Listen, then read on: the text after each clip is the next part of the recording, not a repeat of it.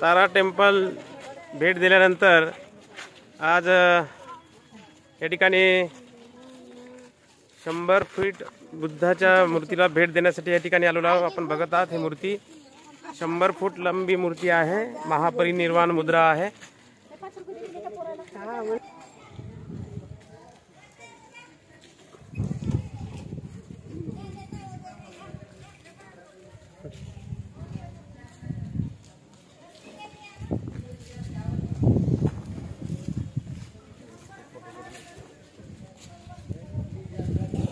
शंभर फूट भगवंताच्या मूर्तीला महापरिनिर्वाण मुद्रेला विहाराला भेट देण्यासाठी या ठिकाणी आलेलो आहोत। भगवंताची महापरिनिर्वाण मुद्रा 100 फुटाची मूर्ती आहे आणि त्या मूर्ती बघण्यासाठी आपल्या धम्मसहलीतील या ठिकाणी उपासक आलेले आहेत। आपण बघत आहोत।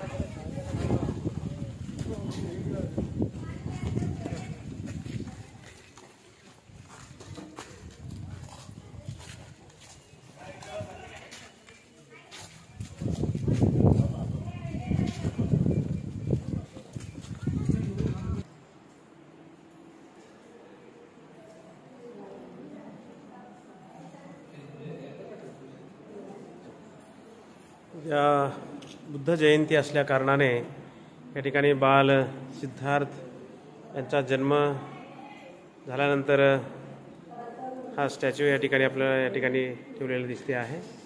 बाल सिद्धार्थ यांचा हा पुतळा आहे।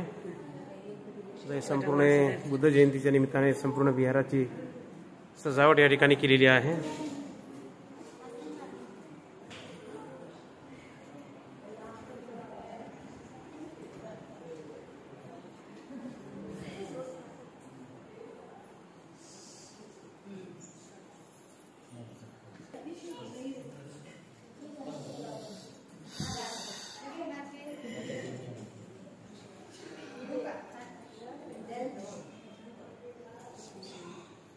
शंभर फूट बुद्धाची मूर्ती या ठिकाणी आहे आणि या विहाराला भेट देण्यासाठी उपासक मंडळी आहेत, आपल्या धम्मसहलीतील उपासक आहेत।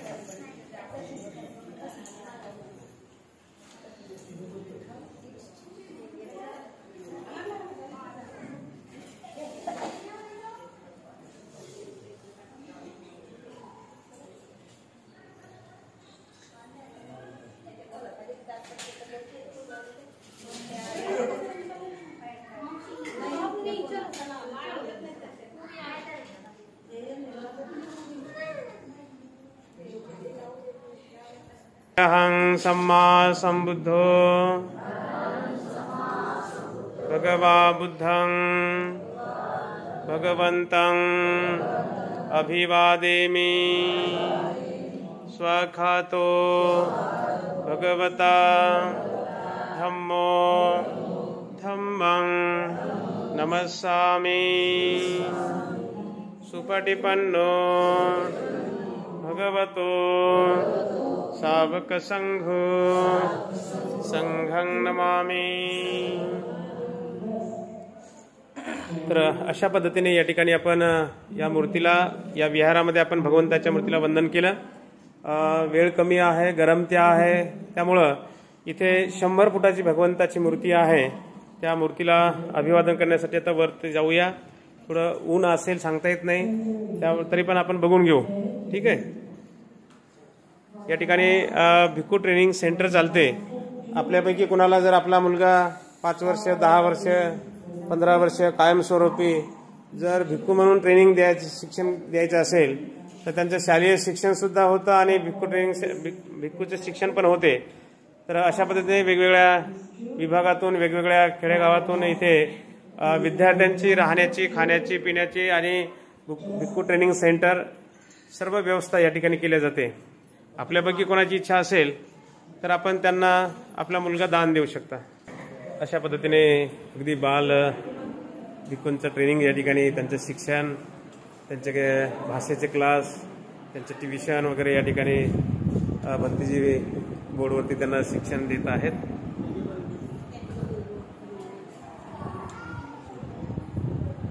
अशा पद्धतीने विद्यार्थी दशेपासून यांना शालेय शिक्षण आणि धार्मिक ट्रेनिंग दिल्या जाते। अशा पद्धतीने या ठिकाणी हे भंतीजी आहेत। भंतीजी, आपका शुभ नाम? आर्यपाल भिक्षु आर्यपाल जी।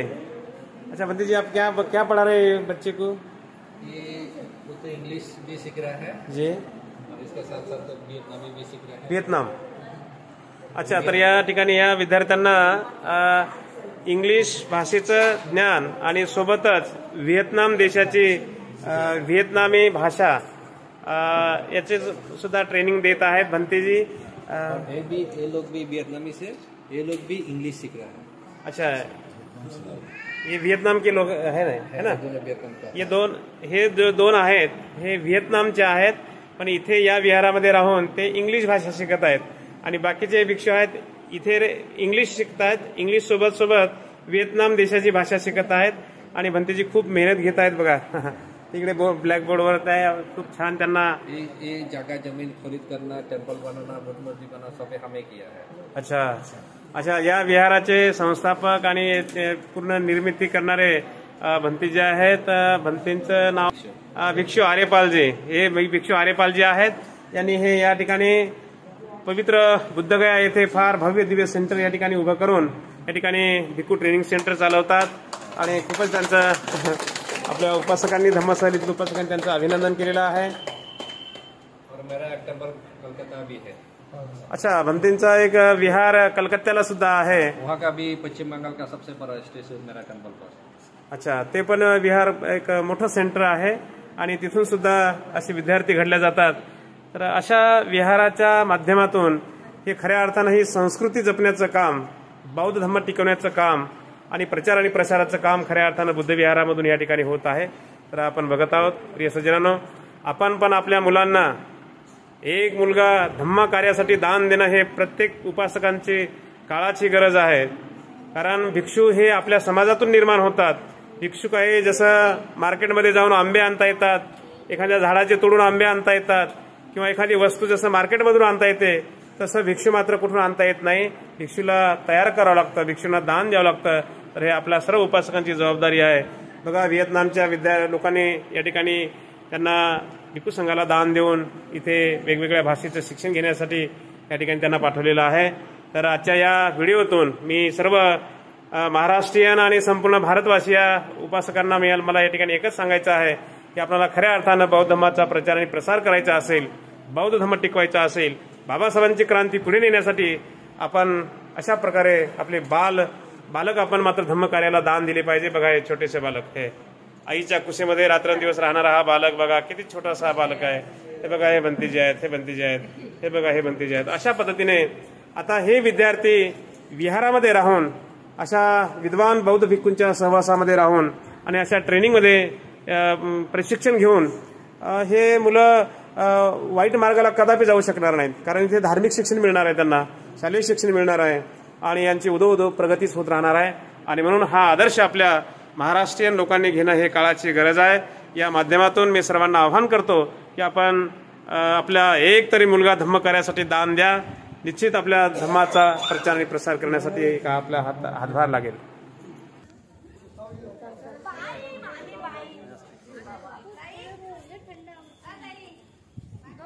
ही भगवंताची प्रतिमा आहे, 100 फुटाची ही भगवंताची मूर्ती आहे, आपण बघत आहोत।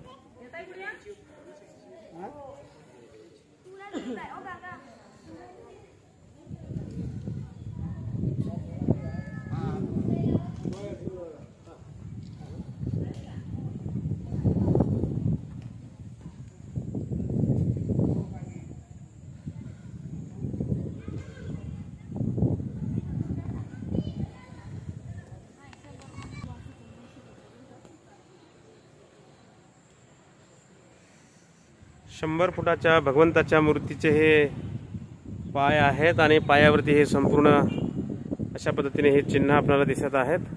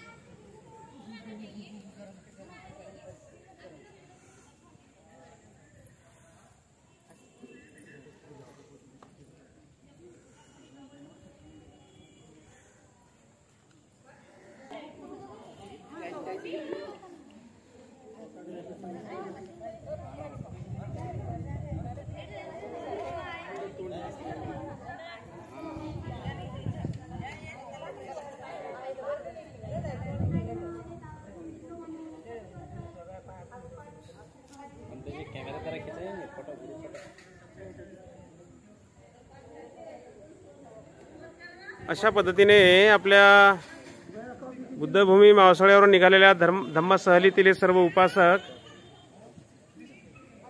या ठिकाणी या 100 फुटाच्या बुद्धाच्या मूर्तीला भेट देण्यासाठी आलेले आहेत. आपण बघत आहोत.